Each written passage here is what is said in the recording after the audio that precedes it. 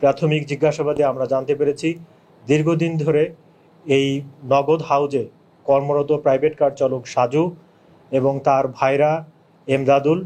এবং তার অপর সহযোগী সুজন, এই তিনজনে মিলে এই টাকা লুট করবার জন্যে পরিকল্পনা করে এবং সেই পরিকল্পনার মোতাবেক ঘটনার দিনে তারা তাদের এই লুটের ঘটনাটি ঘটায় এবং পরবর্তীতে জিগোগাছার দিগদানা নামক জায়গা থেকে ঘটনার সাথে সম্পৃক্ত এমদাদ, তার কাছ থেকে 16,55,000 টাকা আমরা উদ্ধারপূর্বক জব্দ করি এবং অপর জন সুজন,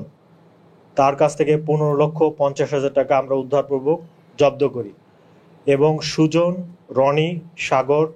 সোহেল রানা এই চারজনই মূলত মোটরসাইকেল যোগে এই ঘটনাটা ঘটিয়েছে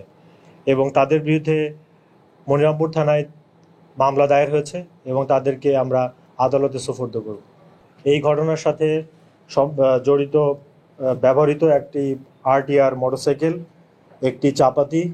একটি চাকু এবং যে ব্যাগের মধ্যে টাকা ছিল সেই ব্যাগটিও আমরা উদ্ধার করতে সক্ষম হয়েছি।